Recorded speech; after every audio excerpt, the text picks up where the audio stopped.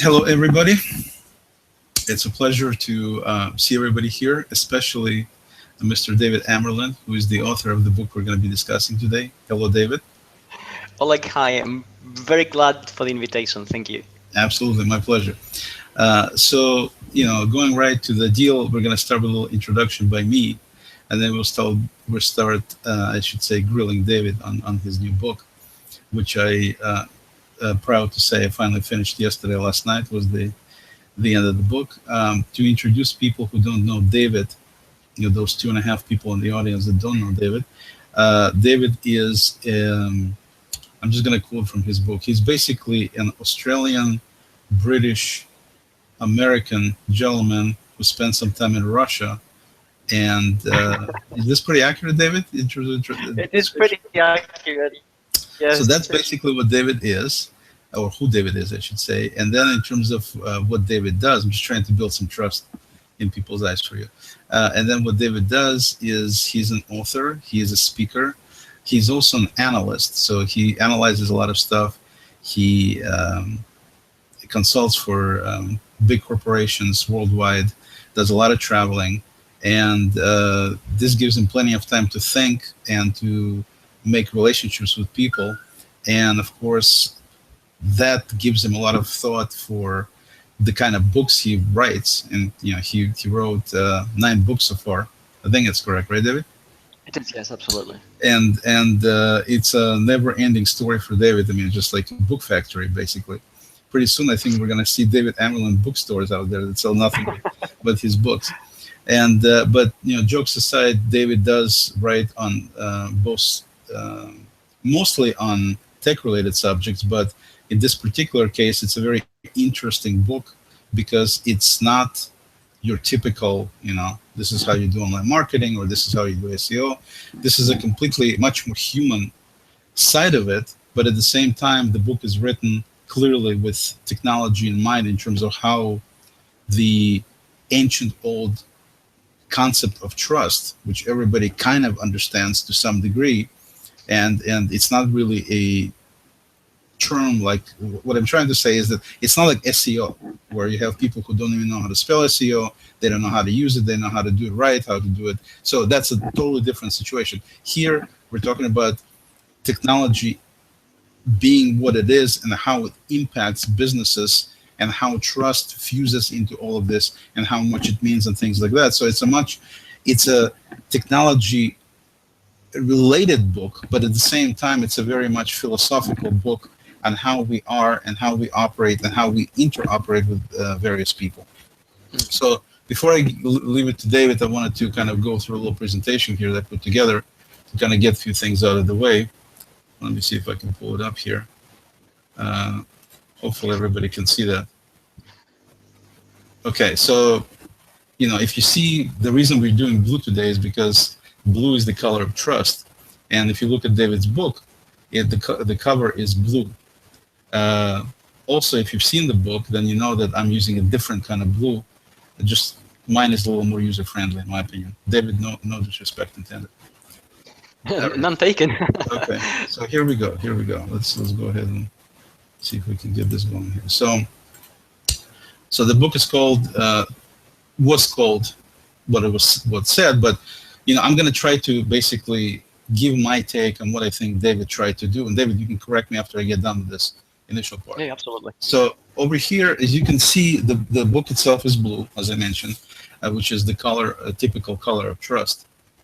And if you look at the cover is absolutely stunningly brilliant in my view. And that's because there's a lot of thought clearly went into it. It looks simple. I mean, if you look on the surface, you have the trust being blown in your face as the main word, but everything else is kind of muted or dark, and the cover itself is kind of darkish blue. So it gives it kind of this kind of underground feel to it because of the darkness involved here. But if you look and see what David tried to do, again, this is my interpretation. I could be completely wrong here, but I'm just going to give my interpretation. If you get read, it says the tribe that discovered trust, how trust is created, propagated, lost, and regained in commercial interactions, which of course is typical David, meaning big words. I've learned a lot of new words in David's book. I'll cover that later. But anyway, David's usual deal with immense knowledge and understanding of English. But if you really kind of take it apart and don't get into these big words, and you look at it from a standpoint of what was he trying to imply here, the way I read it, I get rid of all the small stuff and just leave the big words that are there. And so if you look at that, you can see, there's a new cover that kind of emerges, which I'll show you in a minute, they put together. But basically it says, try to discover trust. And if you look down, the graphic itself, you have two hands. And initially, me and some other people actually thought that this was a guy giving somebody a bribe. And that's what it kind of looks like. But it really wasn't what David was trying to do here. What he's trying to show here is that the book is going to be talking about trust. That's the big word really stands out. But you see the situation. What needs to be done is a call to action. And he actually puts a call to action on the cover where he shows how a hand is giving money to another hand, okay? And you can think of, the hand on the bottom there, which is looks like it's right-handed person, is accepting money from David. Actually, it's David accepting money from the person. I take it back, I got it backwards. So the idea being, it's actually a call to action that's visual. A lot of people put in, a button that says add to cart or buy now. In words, sure, it's a call to action, whatever.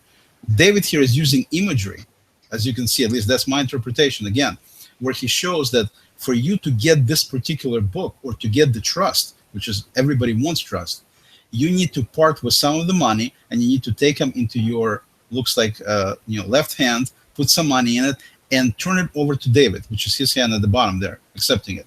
If you do that, then you're able to get trust, you're able to get this book. And so that's the call to action, kind of visual call to action here. Everything is done in black, which I didn't really like because it gives me the feeling of bribe being done under the table, black market, that kind of stuff. So that's kind of my interpretation. But the important thing is the call to action being done using visuals, okay? That if you want to get trust, you need to get the money from one hand to the other hand.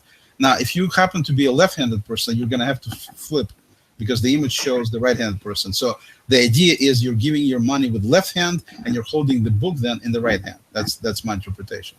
David, you can comment on this in a minute. Okay.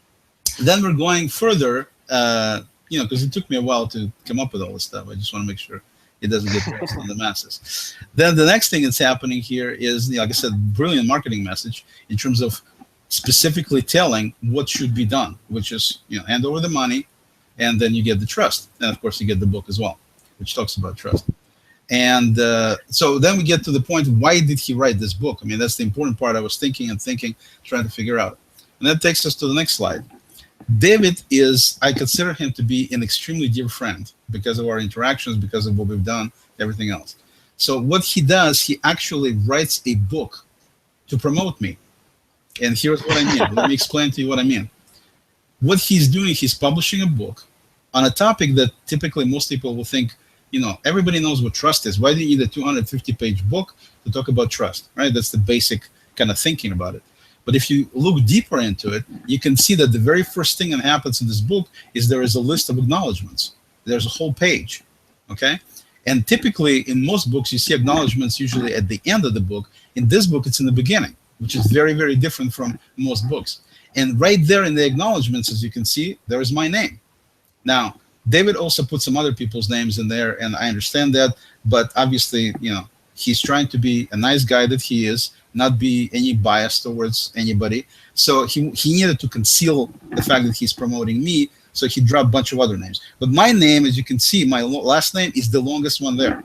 There is no other name that's as long as mine.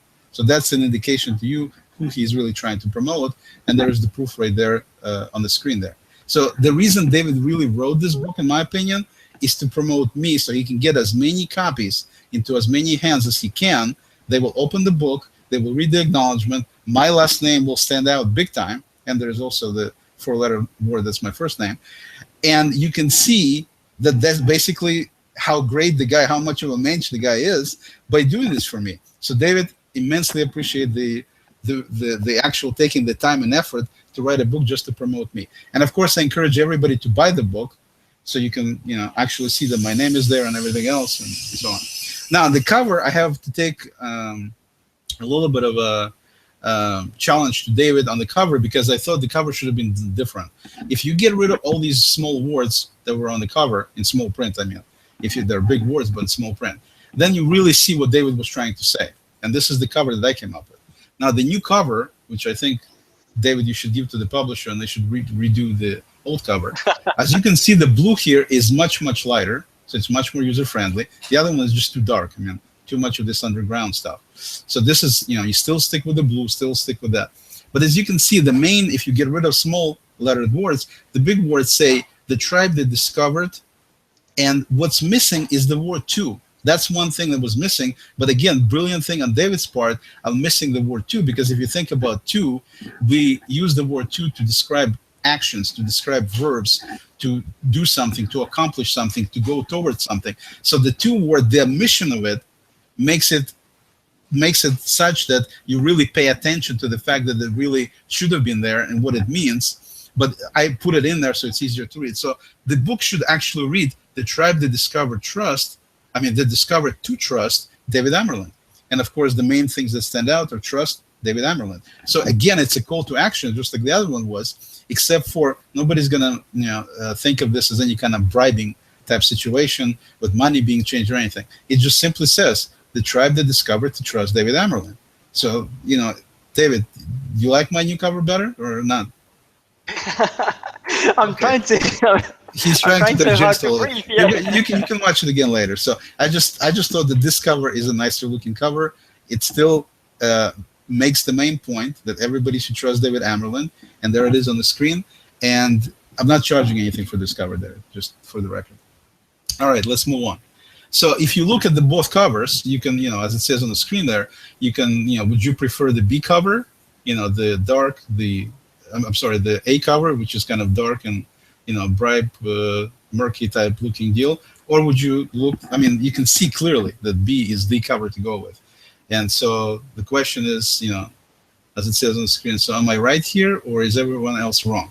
You guys get to decide which one it is. Okay?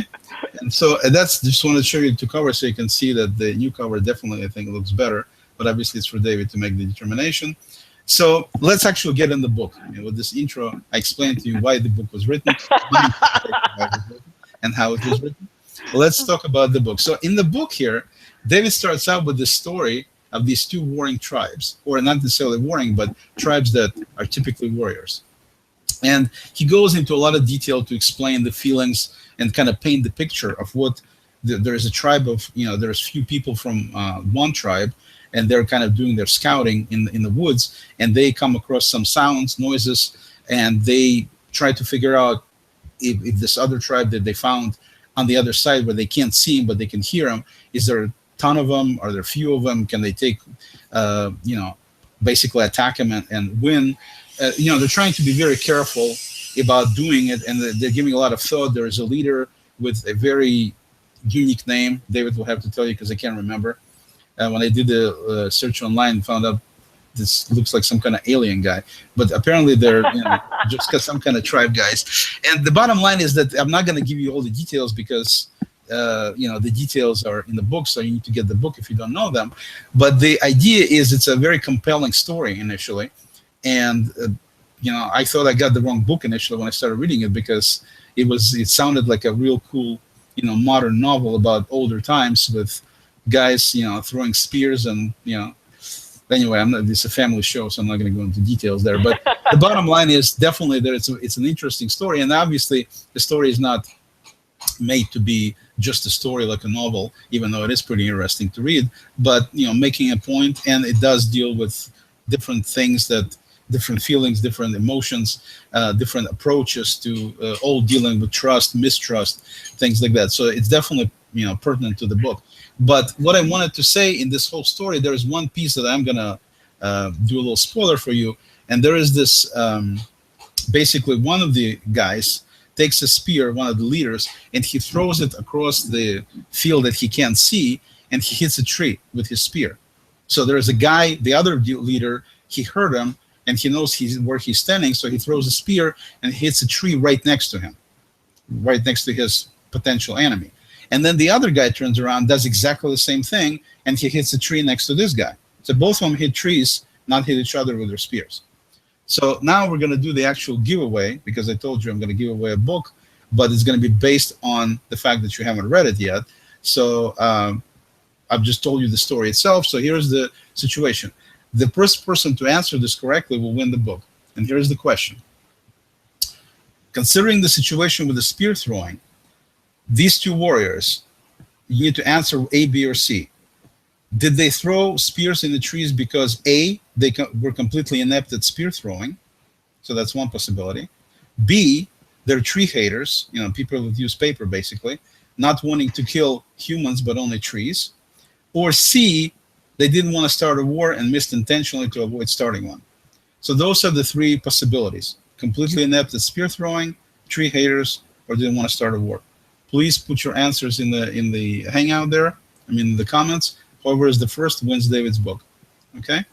I'm not going to say anything because I don't know if anybody answered yet, but hopefully somebody will. I'll leave the questions here for just one additional second, and then we're going to continue here. Okay. Okay? All right. So with that, final deal for people who are looking to buy the book, who didn't win it, this is where you go.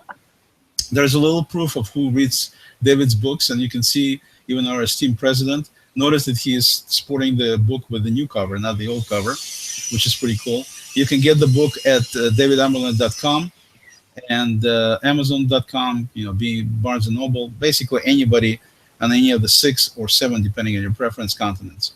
So that's where you go to get the book. And you can see that old Barry there, he already has the book, so that's great. He's covered. Okay, so with that, let's get into the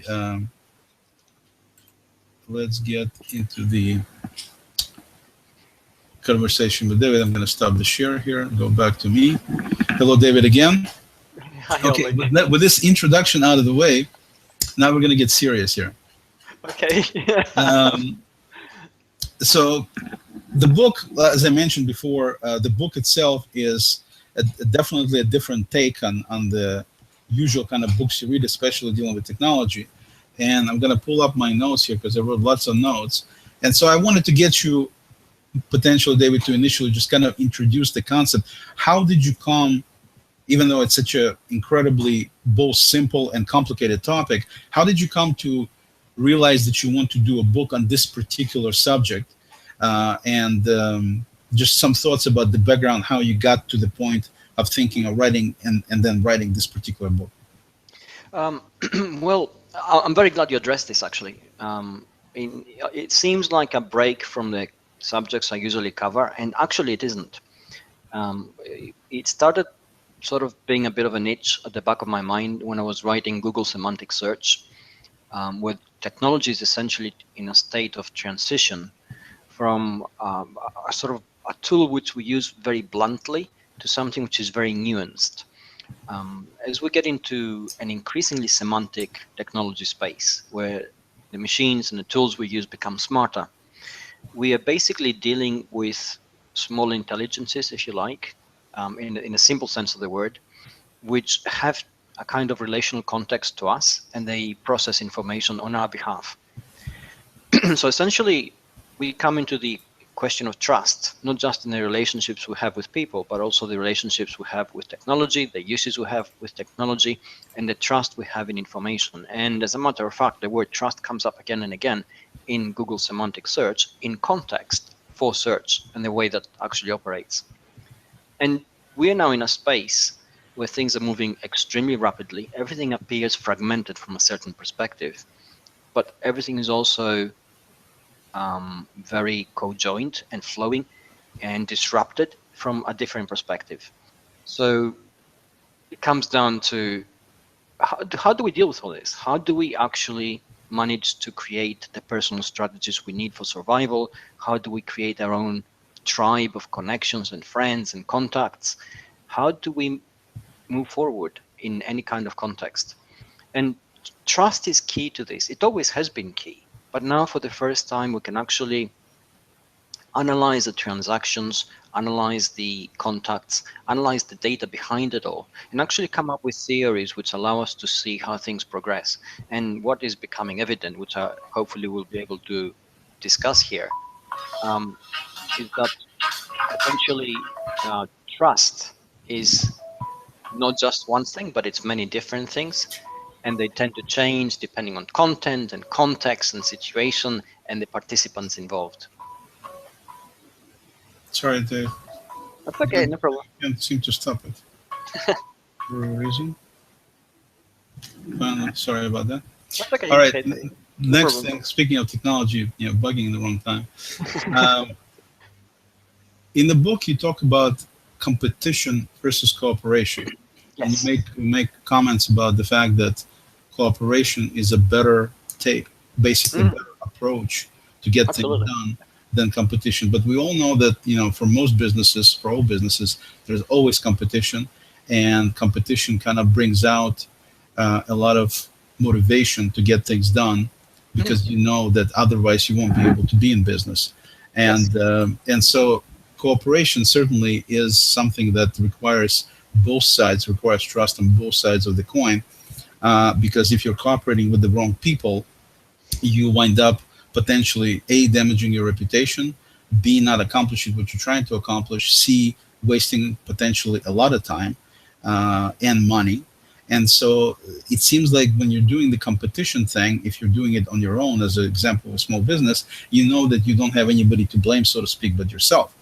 But when you're dealing with cooperation and you're trying to involve other people, and of course, as we know, with in the book, you describe the fact that there's this initial trust that we're kind of inherently built in, born with, which we initially acquire from dealing with our parents. There's this Yes. situation with kind of implicit on the trust that comes in as we grow up as children, because we are so dependent on somebody taking care of us at that stage that we don't have any choice but to trust whoever's taking care of us.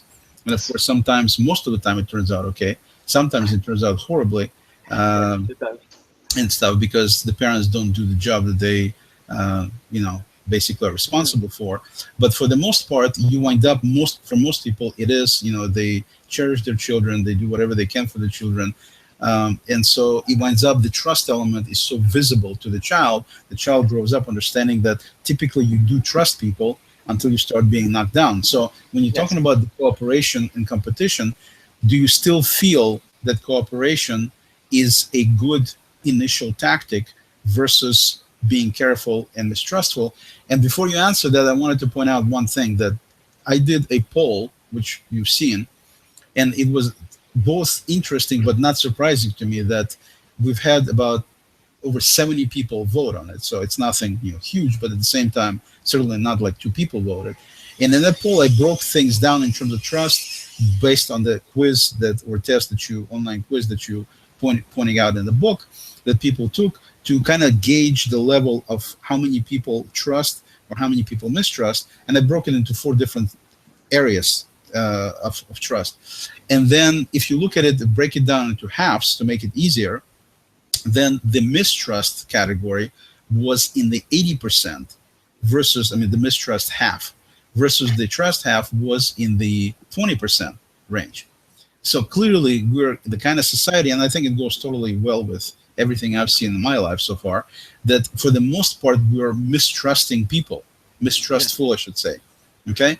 At the same time, we yearn and long to be trusted and to have others. We certainly dislike the fact when somebody does something not trustworthy to us. We want to be able to trust people. That's what we're looking for. And yet, there's this feeling of mistrust because of past history and everything else. How do you describe that in addition to this whole concept of cooperation versus competition?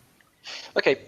Let's unpack this a little bit, because you're absolutely right in terms of if you pose a problem to people conceptually at an intellectual level and ask them, would you trust somebody in a situation like this or not? They would say no, usually. And we need to understand that although we use the word trust to cover a blanket, as a blanket term, to cover a whole lot of different situations, in each one it works a little bit differently and operates a little bit differently. And always there are two sides to it. There's a cognitive side where we basically analyze things, break them down, and uh, use essentially a personal risk assessment algorithm. And there's an affective side. And the affective side is what you beautifully stated as us wanting the world to be different. We want the world to be a trustworthy place because then we feel safer in it.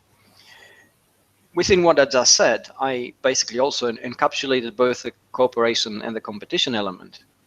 We need both, essentially. Yes, we need competition because it makes us move forward. It sort of it separates those who can from those who can't, and that's exactly the way it should be. You don't want a business that isn't, and we're talking about businesses here predominantly, that isn't worth being a business to actually be in business. It only does harm.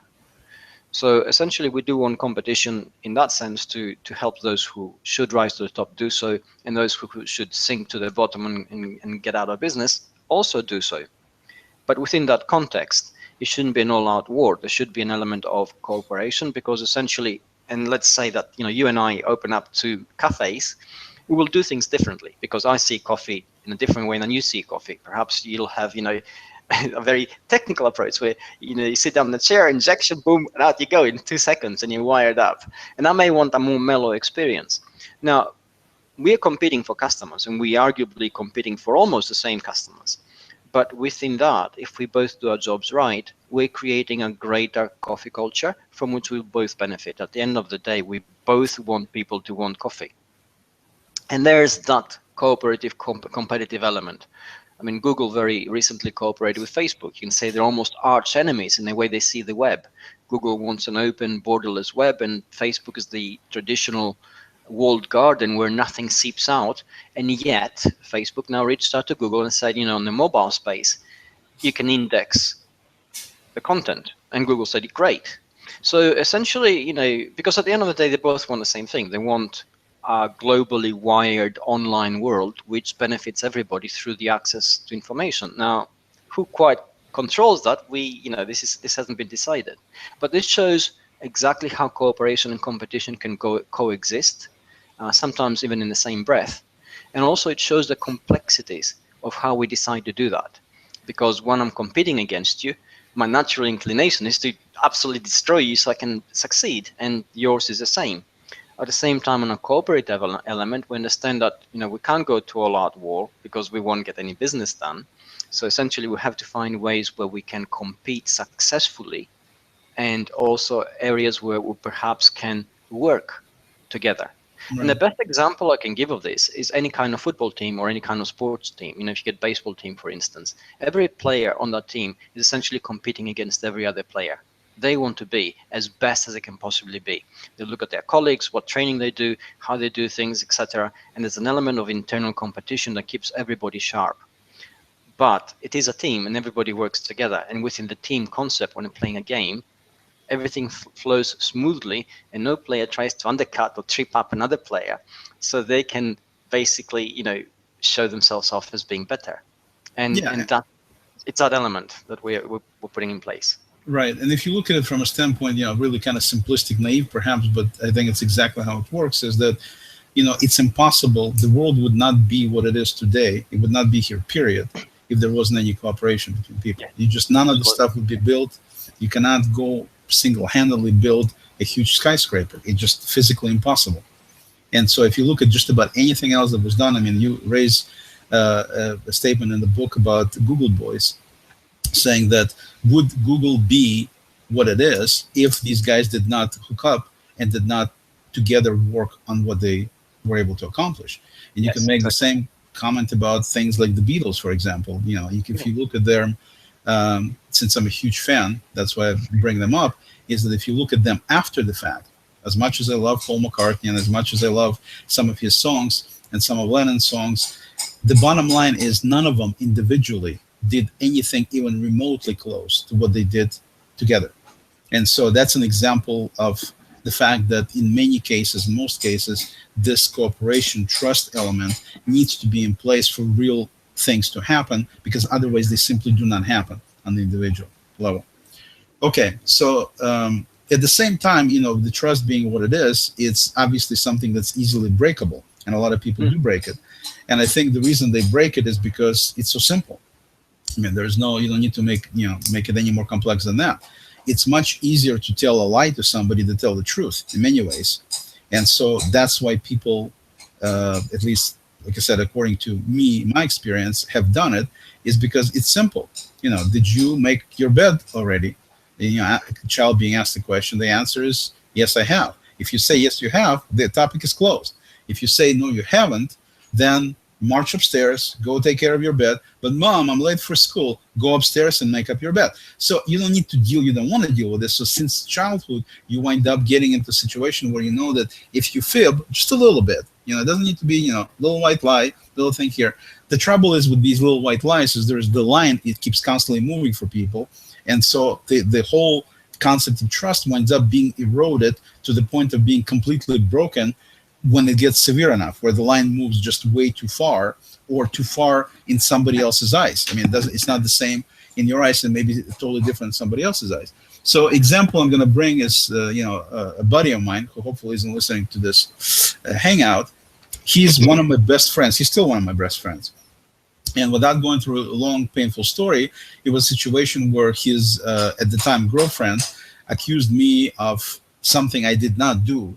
And I was completely and totally irritated for a while at him for not sticking up for me. So here's an example of a dynamic of me being best friends with him for many years, where literally, we ate at each other's house every day. We went to the same school. We sat in the same classes for years and years and years. And so, I was totally deeply hurt. How does he not stick up for me when I'm his best friend being accused of something that did not happen? So there is an example of trust that was completely there, 100% being broken. And yet I still called him my best friend now still, because after a while I wound up forgiving the guy. So do you want to talk a little bit about this dynamic of gaining trust, having it being broken, and in some cases regaining it, in other cases never gaining it again? Yes, absolutely. And again, I think what you just brought up shows the complexity of it at a personal relationship level. When we actually give trust to anybody, there are certain parameters to which we actually give it. So it's not like a blanket trust for everything. For instance, you and I, have a good friendship, and I know you, and you know me, and you trust me. But would you give me your bank account details? And, the moment it comes down to that kind of decision, you have to consider a lot of things and a lot of context and make some very hard decisions. And in every situation, we assess how far we trust somebody. And when that is broken, we can look at the context, we look at the ramifications, and we also make a decision. What is it worth for us to actually repair the relationship and move on, or break it completely and move away? And one of the key things which you must remember is that our willingness to trust has a very specific reason. It may appear like a weakness sometimes because we really do want to trust strangers, but essentially it's a complexity simplifying mechanism. If we don't trust anybody, if I didn't trust you, you didn't trust me, this kind of exchange which we have right now, from a cognitive processing point of view, would be extremely difficult. I would have to analyze every question and every choice you made. For instance, you presented the book covers, and I would be thinking, why is Oleg doing that? Is he trying to undermine me? Has he got the intention of perhaps starting his own book or his own trust club or whatever? And then that becomes, from a cognitive point of view, such a tiring process that then there's hardly any energy left to do anything else. So, we only have so much cognitive power to actually put into a situation. The moment we trust somebody, things become a lot simpler because we understand their motivation, we understand the context of that relationship, and then we understand how far or how not far we can take things. And that makes life so much easier, which brings us back to the question of your friend. The moment trust is broken, then we actually make an assessment of what is it worth to us to have that relationship end completely, and its impact it's going to have in our lives, or to perhaps mend bridges, alter the parameters perhaps a little bit, because now we have additional knowledge of how things go in order to apportion trust to that relationship and move forward. So is your trust to your friend, has it been rebuilt? Yes. Is it exactly the same as it was before it was broken? No. Right, and that's exactly what I was going to make a point about. That is that if you look at one of the things that was kind of cool in the movie. By the way, if we disappear here, I just want everybody to know, if we just all of a sudden go off the air, it's very windy today in Seattle and lights flickered here. So if we go dark, then you know why. Okay. hopefully we won't. All right. What I wanted to mention is the fact that in the movie Johnny Dangerously, Mm. the Joe Piscopo plays this bad guy, and he keeps constantly bringing this line that he said somebody did this to me, and he goes once. So he always brings this point that somebody did this to him Yeah. once. And then you have the Daffy Duck in one of the Warner Brothers cartoons that says, he blows himself up, and Bugs is really happy that he was finally able to have a spotlight, because he was trying to get it and it was always on Bugs, never on him. And so Daffy blows up and he says, Daffy, you did a great job. Everybody loves you. Everybody claps. He goes, yeah, but I can only do it once. And so it brings to the point is made in both cases that for us, being trusting type people by default initially, once the trust is broken, which is an extremely simple thing for somebody to do, then like you said, it's not ever going to be most likely the same again.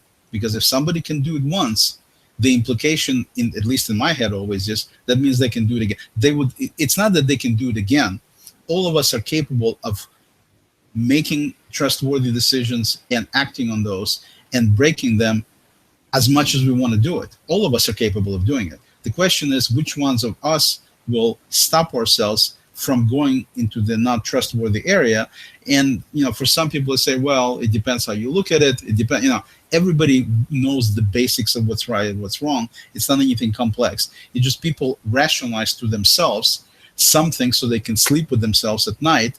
So when they do something either negative or horrible, and anything in between, they're able to continue doing it because they rationalize to themselves that this is not as bad as it is. But in reality, if they look down deep, they know that they definitely broke somebody's trust, their friends or whatever. And I think it stems from the place where we as human beings inherently are both good and bad at the same time. And because of our flaws, we give others a pass when they break this trust. I think this is exactly, in my estimation, what's happening, that we really crave and want people that are trustworthy, but at the same time, we sometimes step away from being so ourselves and we let them pass because of our flaws, because otherwise we will be hypocritical that, what are you getting mad at somebody for breaking somebody's trust when you're doing it yourself? Do you agree with that or disagree with that, David? I think on a personal psychological level, there's probably an element of truth to that. We sometimes tend to hold people to a higher standard than ourselves. We realize we're doing this, and then we try to adjust. But I think also there's a dynamic there, which is usually a self-serving dynamic, and that gets us to the wrong place or the right place, depending on perspective. And to show how complex what I just said is, I'll mention altruism, where logically there is absolutely no reason for anybody to rush into a burning house, for instance, to pull you out. They're not related to you, they're putting their life at risk. And a lot of people would actually do that. And, we're trying to understand why. And the reason why is essentially that any kind of act, whether it's giving to charity, helping somebody out, sharing information, creating friendships, or pulling somebody from a burning house, is essentially a self-serving one. It makes us feel good, but from a certain perspective also, it's a vote towards the world we want to see. We're thinking that, in a different context, we could be in that burning house. So essentially, we would like somebody who we don't know, who's not related to us, who has nothing to gain by a life or death, risk everything to pull us out. And this comes back down to trust, which is essentially a vote towards, our instinct to trust, a vote towards the world we want to see. It's hardwired in us. It is there. We Right. are more willing to trust somebody than distrust. In a situation between two strangers, we say there's mistrust, but really there isn't. There is a willingness to trust. We're looking for reasons not to extend it. So that's the sense of mistrust. Right, exactly. And in the situation, first of all, to answer your prior questions, yes, I would give you my credit card number, my bank account number, and that would be obviously only until the point that you did something you shouldn't have done, and then Exactly, after that, don't even ask about it because you'd never get it again. So it's one of those one situations deal. But yes, and that goes back to what your point made. Inherently, we want to trust people and we want to deal on that level, because if we were built and wired the other way, where we automatically completely distrust somebody, nothing would ever get accomplished. Yeah, You exactly. need to go with this initial trust element, unless the idea being that unless there is a reason or an example of mistrust being physically done, where we can actually see it and know about it, then there is no reason to mistrust somebody. I mean, that's the basic deal. So even though we do get knocked down in life from time to time because of the fact that people do what they do to us, at the same time, this hardwired of being trusting towards others inherently with new people, it's what makes the whole world work. Basically, it's just we wouldn't work any other way. Yeah, Uh, absolutely. and stuff. And going back to the book a little bit here, before we get that, one thing I want to point out is that in sales, they always bring up the WIFM radio station, which is what's in it for me, and I think it plays a large role in this whole thing. And the fact is that I think going back to the thing you were talking about is the deal with the fire.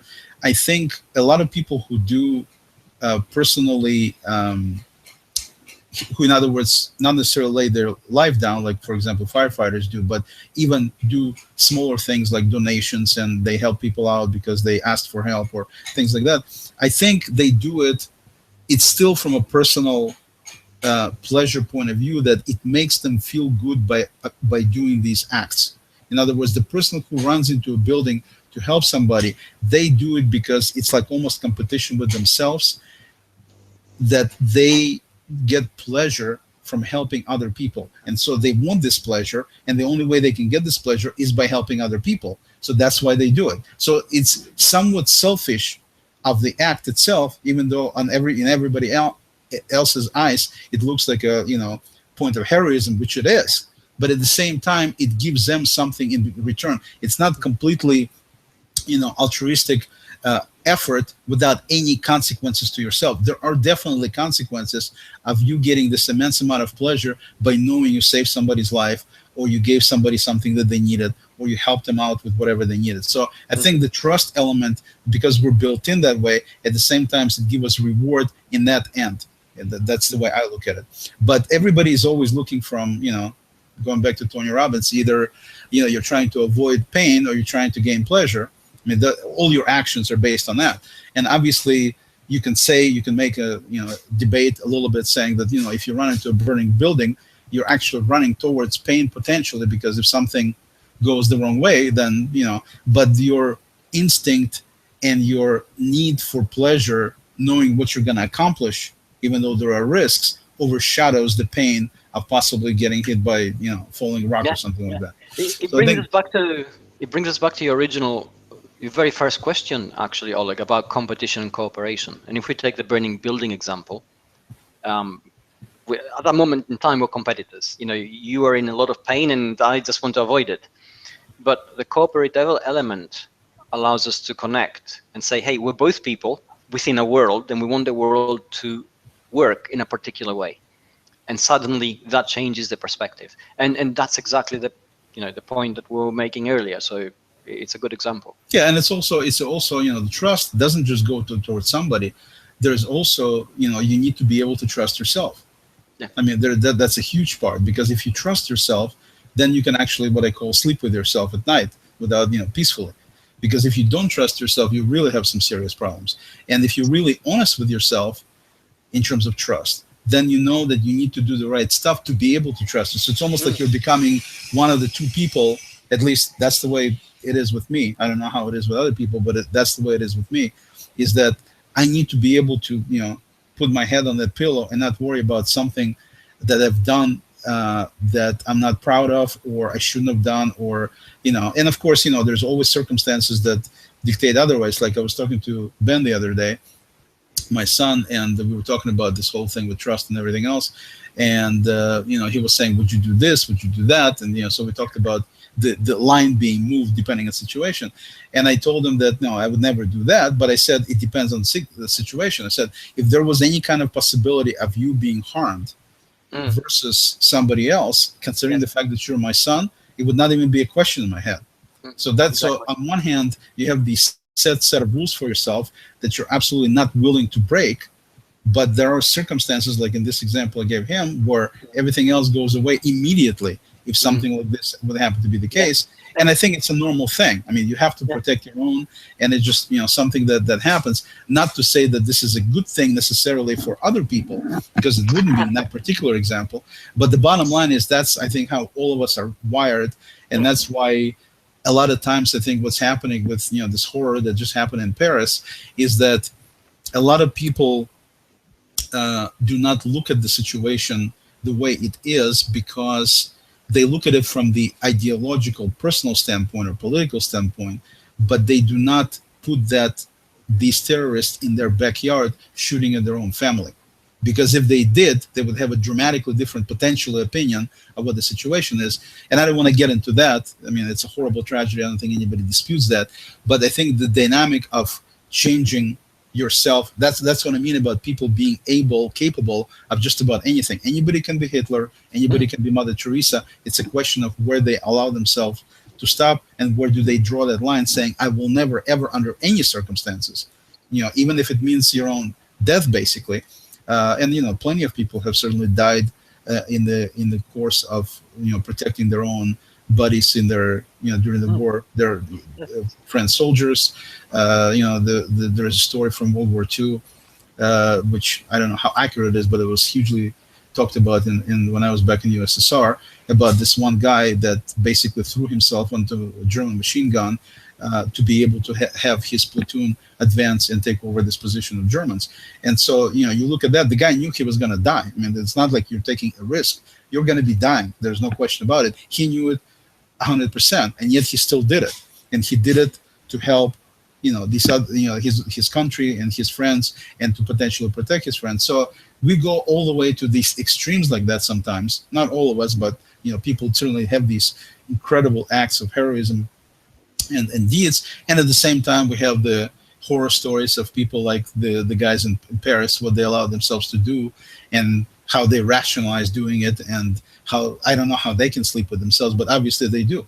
So whatever the situation is, that's what they do. So the whole trust thing winds up being bounced all over the place, and certainly a very deep topic to get into. But let's get a little bit back into the lighter side of things. In the book, you give an example of this a gyros place in Greece, and you indicated that this one place, you're basically telling people that trust both can be broken, like we discussed, and can be made, but at the same time, some people try to make it artificially. So this particular place put this sign, even though it wasn't the best place in town, it says "Best Gyros." That was the sign on their front door, and you were making a point that even if you hang this, unless you can back it up, it's not going to fly. You're not going to be doing it long term. So do you want to talk a little bit about that, about the fact that people fake stuff for the sake of earning the trust, and how some people, I mean, if you look at situations with people like you mentioned in your book, people like Bernie Madoff, and the example you actually added at the last moment is the situation with Volkswagen, where you have not just small scale people doing some less than honorable things, but you look at the Volkswagen and the breadth of the thing that they did and what they did. So do you want to talk a little bit about that, about the fact how people try to mislead others, and how the whole trust mechanism works with that? Okay. We know that without trust, nothing can actually happen. So it's something which we really desire. And for the largest part of the 20th century, we were in a situation where we had the context of trust us because of who we are. If it was a shop, it was a big glitchy shop, lots of advertising, and told you it was trustworthy. Big companies used to say, trust us because we're big. The classic thing was with the detergent people, where they used to have somebody with a clipboard and a white coat saying 49, washing machine manufacturers suggest that this is the best thing to actually use. And, it was fictitious, largely. There were no 49 washing machine manufacturers suggesting a particular type of detergent. But that was the mechanism which actually clicked with us to allow us to say, hey, there is a depth and weight here which allows us to extend trust.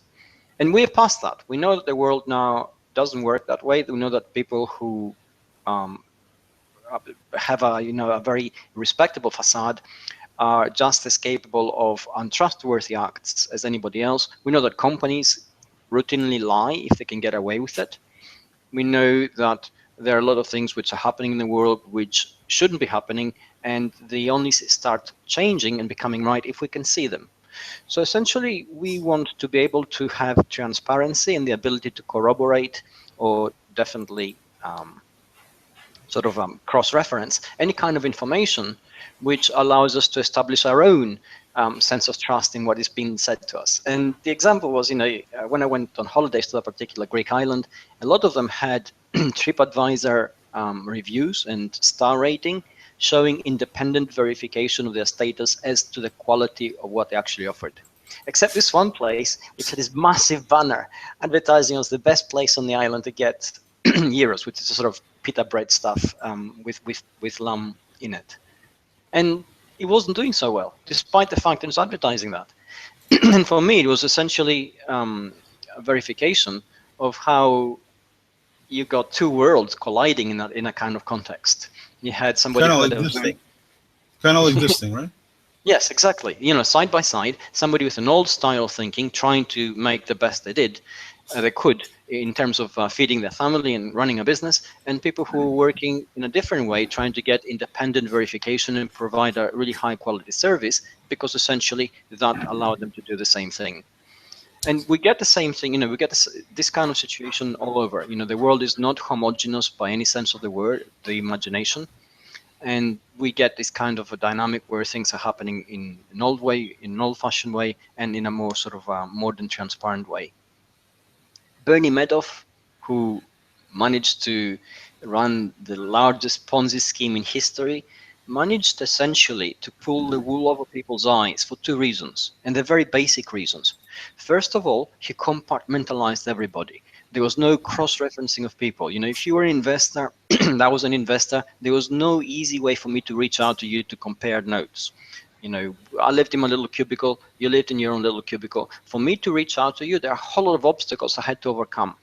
And because all I had perhaps in my mind was small suspicions, I didn't have sufficient motivation. And by I put down, myself in the shoes of those investors who got defrauded to actually overcome those obstacles and get to you. And look at the scale of the problem. That's exactly what happened. Now, the other thing which allowed him essentially to get away with it was that he worked small to get into connection with trustworthy people, and by association, he earned the trust of others because he was in that circle.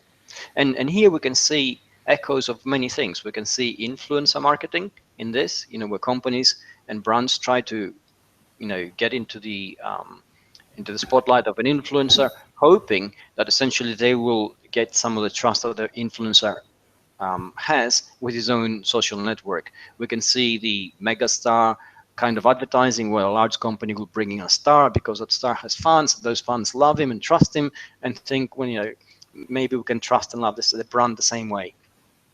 And all this brings us down to VW, where worlds have literally collided. Now, VW, German companies, despite the fact that very innovative in terms of engineering, in terms of how they are run at their home base in Germany, it's a very arcane world run by very old, opaque rules. There's no accountability to a great extent. There's no transparency to a great extent.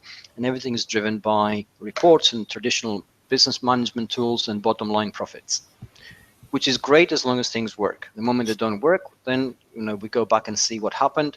And VW in particular has a very arcane culture, which does not provide any kind of transparency. It doesn't provide any accountability, and compartmentalizes all the stakeholders in the business. And there are several in a business. So essentially, we have a global company that created a culture, which then made it possible for it to lie to itself first by attaining market leader position when it wasn't worth it, and then continue to lie to itself, and then by extension begin to lie and defraud the entire world. And the scope of what it did is quite phenomenal. First of all, essentially it stole money from the US taxpayer because it got funding for the positive environmental impact that its breakthrough in diesel engines actually had without having that impact. Then it endangered public health. Nitrous oxide can harm the health of individuals. Is the connection still on?